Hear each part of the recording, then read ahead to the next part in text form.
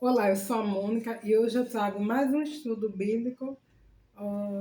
Hoje eu vou discorrer um pouco sobre Levítico 19, mais ou menos até o capítulo 23, dar uma pinceladinha sobre a leitura, né? Lembrando que a gente já falou sobre Gênesis, Êxodo e Levítico é o terceiro livro do Pentateuco, faltando Números e Deuteronômio. A gente está se aproximando do ápice dessa leitura. Aqui o texto mosaico vai trazer a perspectiva de pesos e medidas justos, ensinando o povo de Israel a ter uma lisura nas suas transações, para que hajam de conformidade com o que é correto, não fazendo como os povos em volta, que muitas vezes faziam transações injustas, pesos e medidas diferentes são abomináveis ao Senhor. E aí a gente vai pensar no mandamento de que o Senhor ordenou ao povo que não furtasse, não roubasse. Então, Deus exige do seu povo essa disposição. E aí, o detalhamento disso aí é para que as pessoas não façam uma interpretação estrita de que roubo é só tomar algo de alguém. Mas a partir do momento que você trapaceia, engana, você está roubando. Também o texto fala um pouco sobre a lei sobre o comer coisas santas e alimentos que são consagrados a Deus como oferta, holocausto.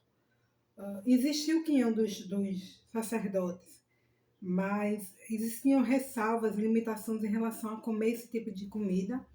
E aí eu lembro de dois exemplos da Bíblia que fazem referência a essa preocupação de Deus em relação a comer coisas santas. Eu vou citar um exemplo ruim para depois citar um exemplo bom, tá bom?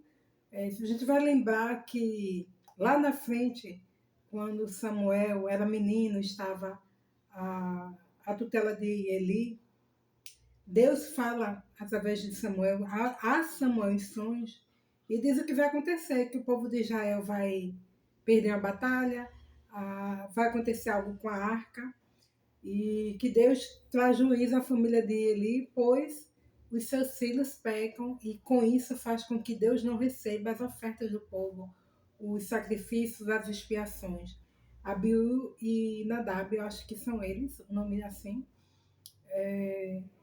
E Abiú e Nadab, muitas vezes, quando ia oferecer um sacrifício, o homem de Deus, os auxiliares estavam preparando a carne, e, por exemplo, aquela carne ela deveria ser primeiro cozida para depois ser levada para assar.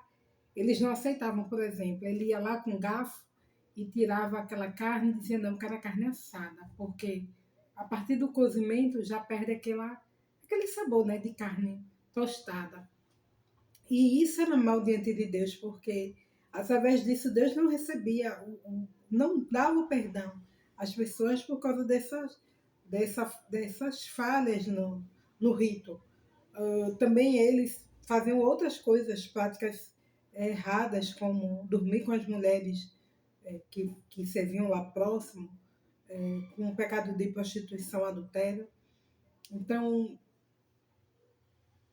o quinhão dos sacerdotes existia, a manutenção dos levitas existia, mas deveria haver um cuidado em relação às comidas santas, não sendo banalizado o rito.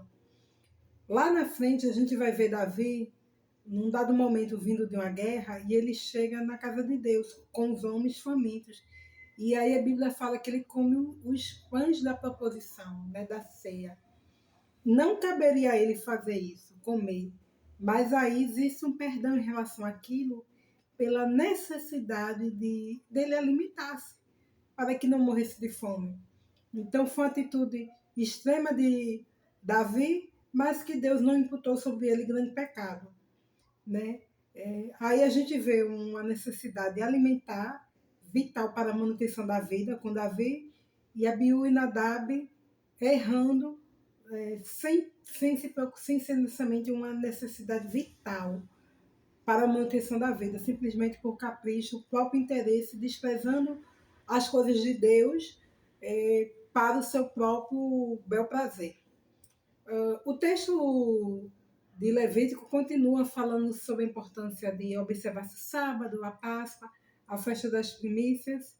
O sábado era importante porque era um dia de descanso diante da secularidade, então o homem tinha um motivo para descansar e com isso ele também tinha a oportunidade de adorar a Deus. Ele não poderia se esquivar dessa responsabilidade, esse compromisso com o Senhor, visto ele ter um dia de folga propício para isso.